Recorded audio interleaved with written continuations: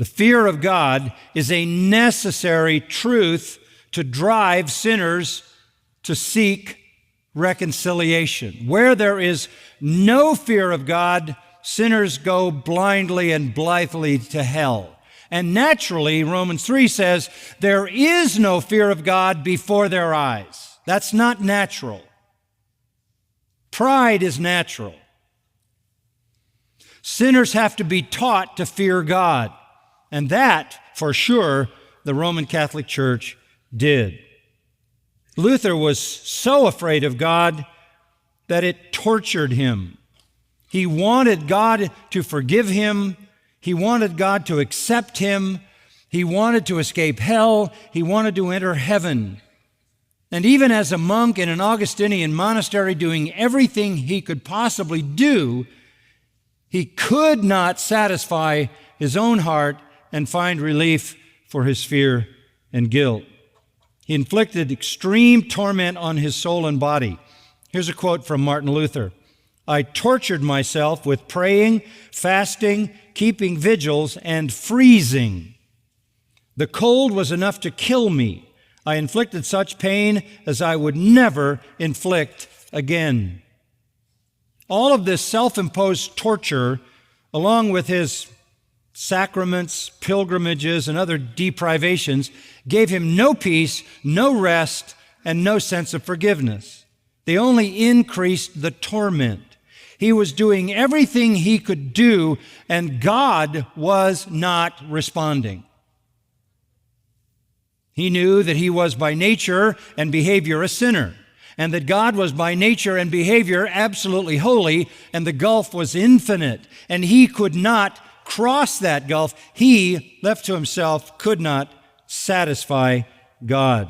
In fact, Luther was convinced that it was impossible for any sinner to satisfy God and be accepted by God. So he began to feel that God was cruel, brutally cruel, and he actually came to hate God. Let me read you what he wrote. Here's a quote from Martin Luther. I did not love, yes, I hated the righteous God who punishes sinners. And secretly, if not blasphemously, certainly murmuring greatly, I was angry with God. And I said, is it not enough that miserable sinners eternally lost through original sin are crushed by the law of the Ten Commandments without having God add pain to pain by the gospel, and also by the gospel threatening us with his righteous wrath? And then Luther said, I raged against God with fierce and troubled conscience. One wonders where such raging is in the shallows of contemporary Christianity. Where is such raging?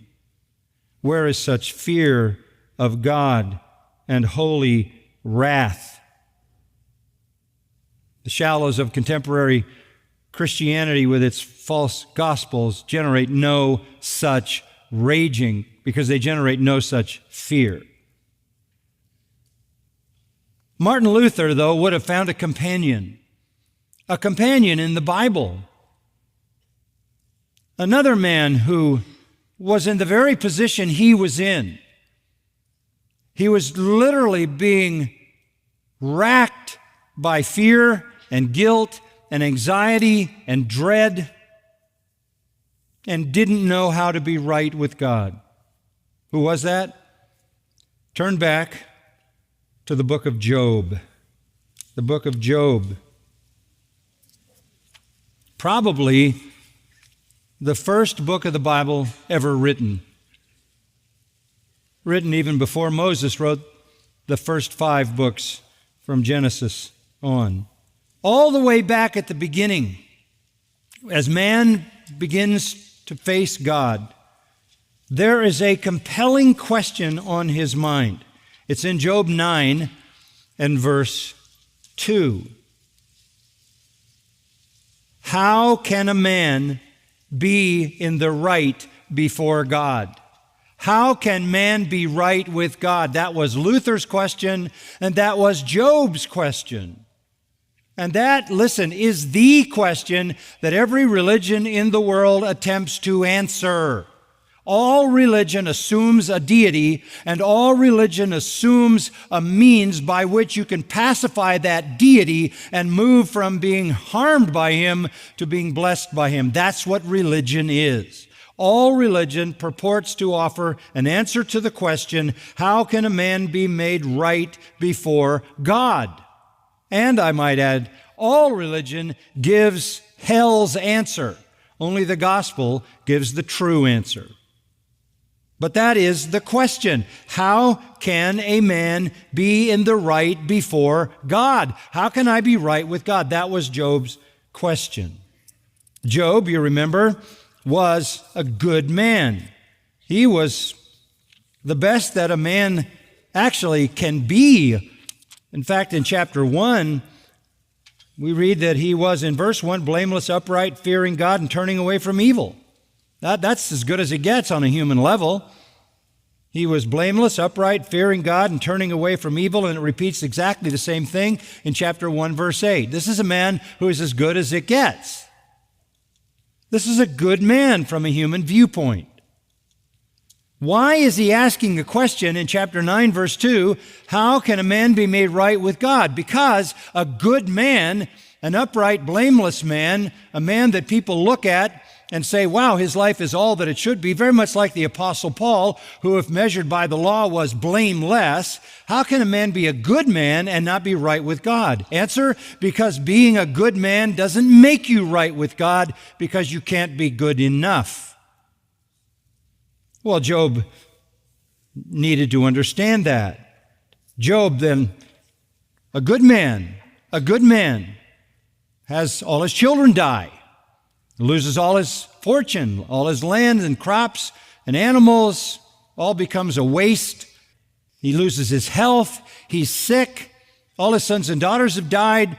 Everything he had is gone. He's a physical wreck.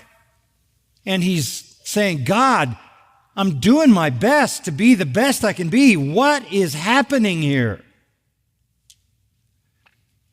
What's causing this? I don't know what to do. Chapter 7, verse 3, he says, it's day and night. Nights of trouble are appointed me.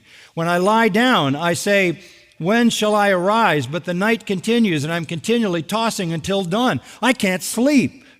Life is torturous. My flesh is clothed with worms and a crust of dirt. My skin hardens and runs. My days are swifter than a weaver's shuttle and come to an end without hope. Remember, he says to the Lord, my life is but breath. My eye will not again see good. The eye of him who sees me will behold me no longer. Your eyes will be on me, but I will not be. I'm losing it. I'm going out of existence. I'm going to die under this. I'm going to be gone. And so he says in verse 11, therefore I will not restrain my mouth. I will speak in the anguish of my spirit. I will complain in the bitterness of my soul. And his complaint is, God, what are you doing? I'm the best a man can be. What's happening?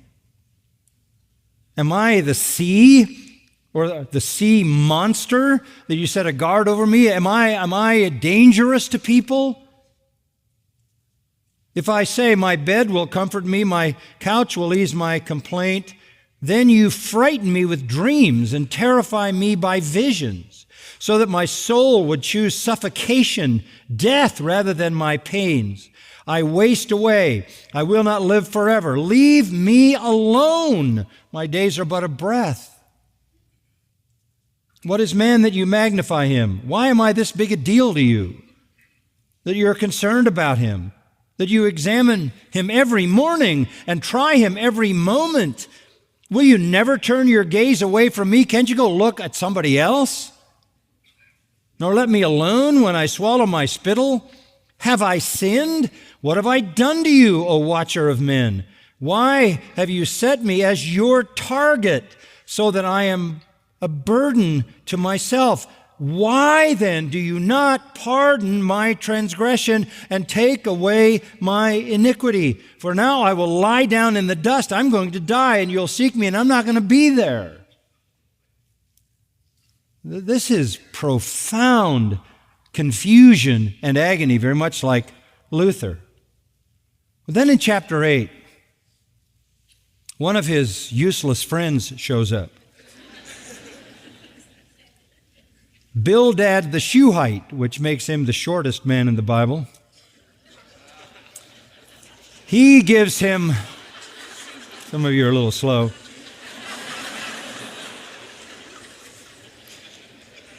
Bildad the Shuhite answers. Now, he's going to give him some advice. He's going to give him worldly counsel. How long will you say these things, and the words of your mouth be a mighty wind? How long are you going to keep this up? How long are you going to keep saying this to God, complaining? Does God pervert justice, or does the Almighty pervert what is right? If your sons sinned against him, then he delivered them into the power of their transgression. He killed them all because they sinned. This is what God does. God doesn't pervert justice. God doesn't pervert what's right. He does what's right.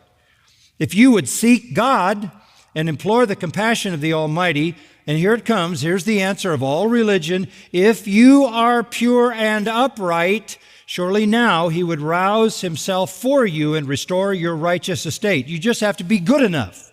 That is the answer of all religion. Down in verse 20, Bildad goes on to say, Lo, God will not reject a man of integrity, nor will he support the evildoers.